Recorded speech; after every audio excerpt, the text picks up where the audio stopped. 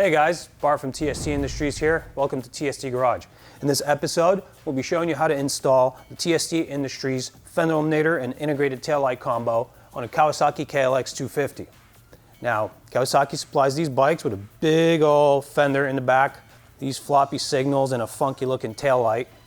So we decided to do something about that. A lot of the guys that ride these bikes want to do a Fender Eliminator, take off that big old fender, and a nice sleek rear end. So we've developed a part kit that quickly builds into an all-inclusive setup, and the installation is really a breeze. And a couple of things I need to mention. This is plug and play via sub harness that we do provide as part of the kit. Includes all of your OEM connectors. It does provide a license plate mounting option, and this is the main bracket that attaches everything to the bike. Our taillights do come with these load balancing resistors. If you do take advantage of the signaling system that's built into this taillight, it is an LED type light. It will throw off your signaling system and make it flash faster, something we call hyper flash here. So these will need to be wired in with your signaling circuit to make it flash slower, closer to the OEM rate of 85 cycles per minute. If you don't want to use these things, you can just leave it flashing faster, or you can opt for our Gen 2 flasher relay. It's a plug and play part. You remove your seat, pull out the OEM unit, plug this in, good to go. This is a separate kit, so if you guys consider buying these together, you'll get the best results. If you do not want to take advantage of the signals that are built into this taillight, or if you want to have external signaling beyond just this taillight, we do have a couple different options for signals. This is one of our nicer ones. You could run it along with this taillight and you'll have external signals as well. Again, this is a separate kit. You could seek it out on our website, tstindustries.com, and you could combo pretty much any custom kit that you would like to see on your bike.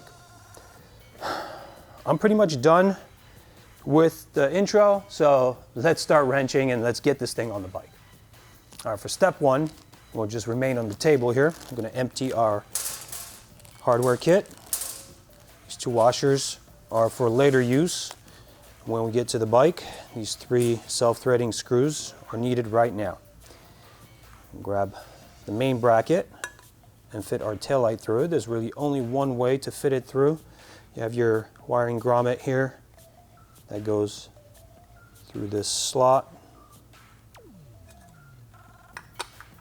And I will be placing this license plate bracket in between, sandwiched between the taillight and the main bracket. And there are three slots under here that we will use these screws on.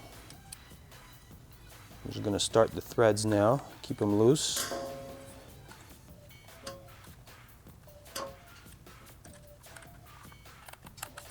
Once I get close to bottom out on my center screw, I have the ability to adjust up and down on the taillight and this bracket just a little bit. What I like to do is keep it as low as possible and keep this bracket as low as possible. So I'm basically just shake it around and let gravity bottom it out, and then I'll flip it over and then tighten down all the way on all my screws.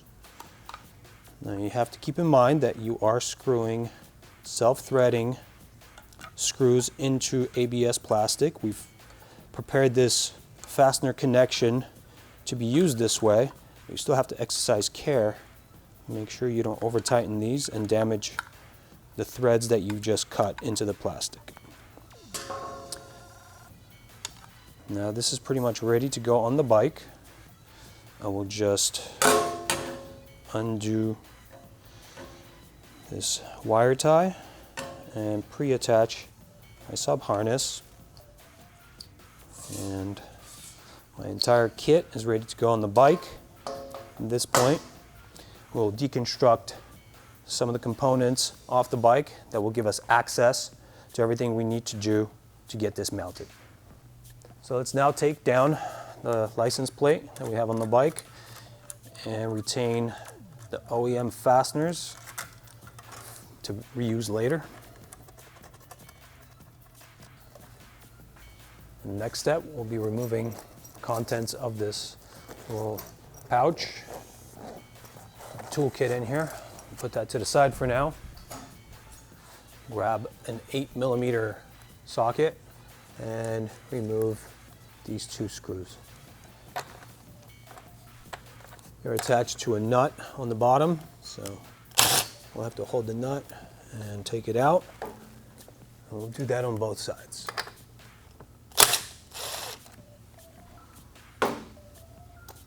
Next, we will remove these 2 8mm head fasteners. For that, I will be using a box wrench because I can't get my big tool in there.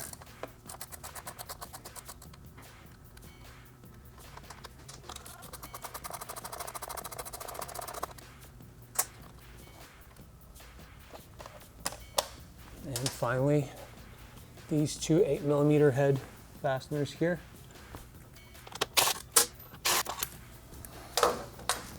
Now our fender should be free to come up off the bike,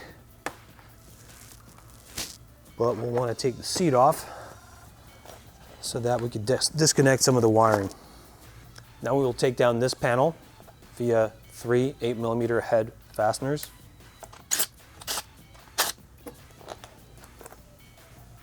And in addition, we'll be taking out this one fastener, same head, undoes the strap.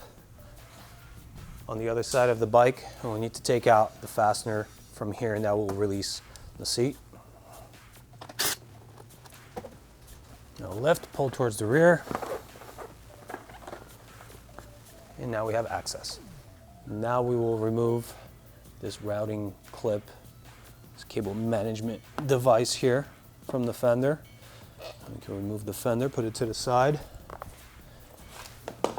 and once again, we'll grab our 8mm socket and remove these fasteners. Now this clip will also need to be dislodged. I'll just unplug all the lighting from the fender.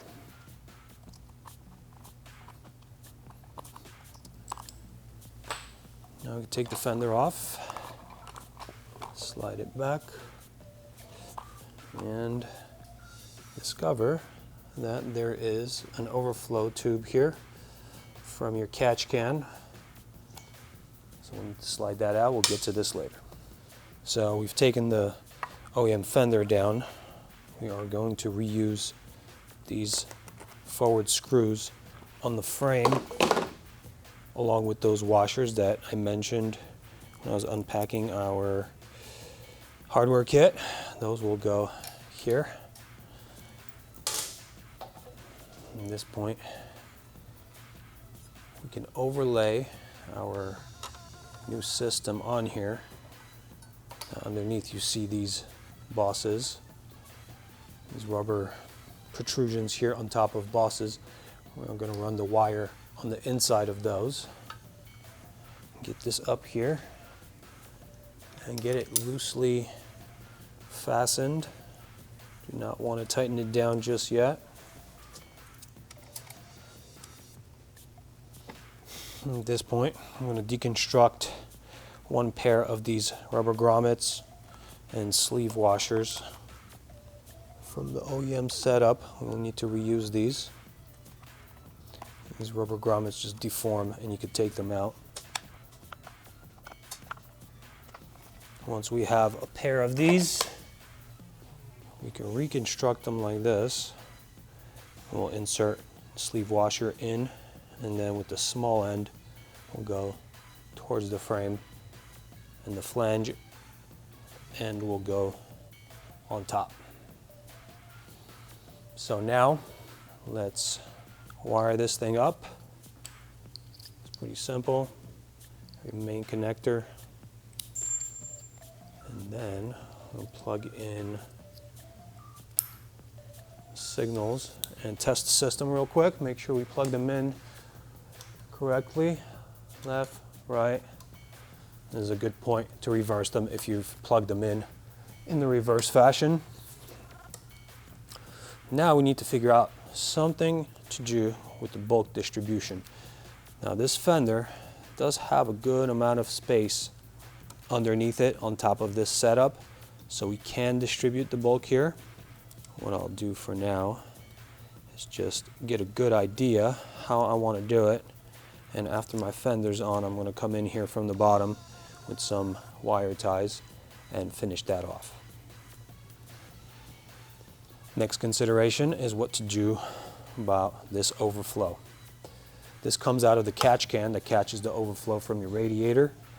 In case the catch can overflows, hot water and coolant comes out of here. So you can either chop it here and wire tie it to the frame and make sure it points down.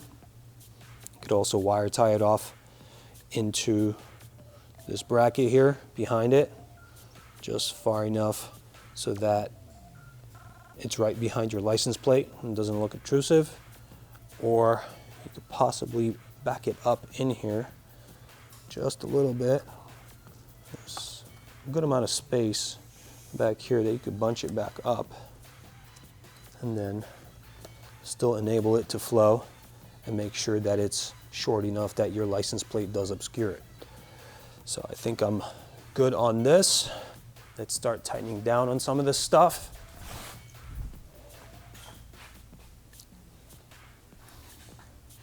Make sure to adjust my bracket, my main bracket here, so that it sits center. I don't like to tighten these. I don't like to tighten these with a machine tool. I'm going to grab a ratchet handle and my final tightening here will be done with a hand tool. These are in position to be tightened down once we get the fender back in place. So let's do that now. Our fender here has a slit for this wiring loom to come through, so make sure you get that adjusted in first. Also, I want to note that the leading edge of this plastic goes underneath the trailing edge of this black plastic wheel well. And now we have these screws that have to go into these sleeved components that are welded onto the frame. Now we can take the other black screws, 8mm heads that we took out of the rearmost position here, and find the routing through the rear holes here on the frame, through those rubber grommets that we placed on top here. Now mine's off position just a little bit. And now the screw that goes through there threads into a clip fastener that is on the bottom side of this fender. Get it in by hand. Make sure everything is still aligned, all the fasteners are in the right places. Okay. Now we get to the point where we need to figure out what to do with the extra length of wires that we have, because this system does have a rather long wiring loom.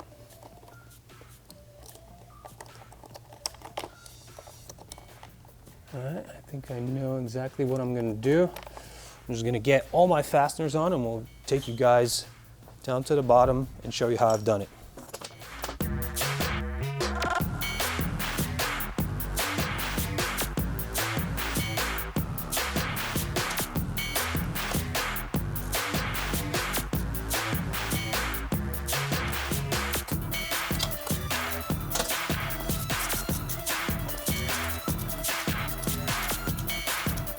And as you tighten down these rearmost fasteners, you are compressing the rubber grommets. What you're looking for is the contact of those sleeve washers against the frame. Also want to make sure not to over tighten this connection because you are going into clip fasteners that can distort, so be careful. When tightening these guys down, I think we're pretty good here. So let's get these forward fasteners in here. They require a little bit of flexing of the plastics so you get a good bite on the thread.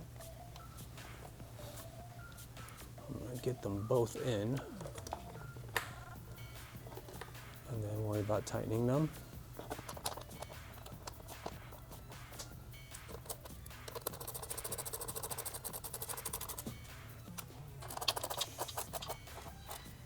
All right, and the next step, and figure out the routing of all these wires. Okay, so we have all this extra bulk of wire here, a couple plugs. What we can do is just get them all overlapped, and they will fit up here pretty nicely and out of the way. And we could get a couple wire ties around them, and we'll be all set. And this is going to look a little cumbersome because I don't have a lot of space here.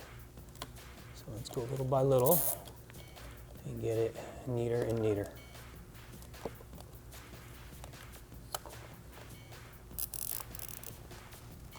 That looks pretty good to me. Now one to the back here. That should do it.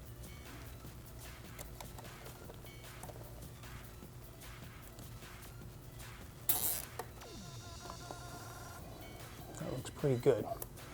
I'm pretty happy here. I don't think that's going anywhere.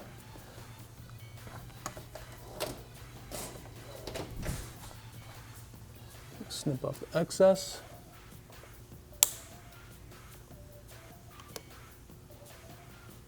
Let me tighten this down just a little bit more. And it's still fairly free. Okay, that looks good now. All right, so that's good. All right, so let's now quickly talk about the importance of routing this correctly. From time to time, you will have hot water and coolant shooting out of here. So you don't want to shoot that all over your tire. Coolant is fairly slippery. You don't want that ending up on there. You also don't want to end up on any person, so you want to position it kind of like this. That way it won't splash back to any of the riders, and it'll just go off to the side. I like to use the smaller wire ties for this. Also like to make sure that the ratchet side is on the back. That way it doesn't impede our ability to put on our license plate. And keep it fairly loose for now. Get around the top and the bottom of the bracket, and then we can fine tune the positioning. That looks pretty good. Just gonna have to make sure that it doesn't stick out of the side of our license plate. Snip off the excess. And now we can get our license plate back on here. That looks pretty good to me. For those of you guys that have to have a license plate light on your setup, we do sell a separate kit. Like I said in the intro, most of our kits are modular. You only buy what you need and what is necessary for your setup. So this is a separate kit, but it's a very simple thing to put on. It sandwiches in between your license plate and its bracket, and it wires in via provided connectors. We do have a separate video, so you can check that out on our YouTube channel. For now, I'll just go in the reverse order of disassembly here, starting with the seat.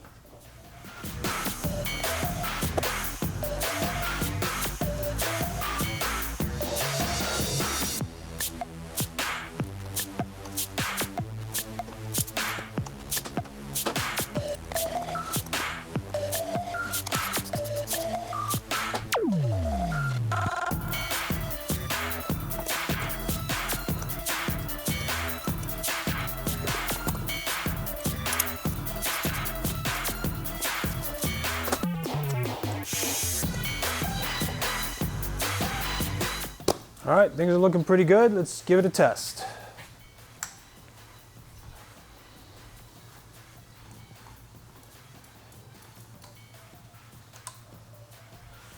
As you guys can see, it's flashing much faster than the 85 cycle per minute OEM rate. This is because, like I said in the intro, the current draw of this system is much less than the OEM, and it's telling your OEM flasher relay to speed up the flash rate. So to combat that, we are going to change the flasher relay to our Gen 2 relay. We'll show you that in a separate video. For now, I'm just going to power down and be done here. Hope you guys enjoyed this video. It's pretty simple, takes a couple minutes, produces really nice results. For more info, check out tstindustries.com. We'll see you there.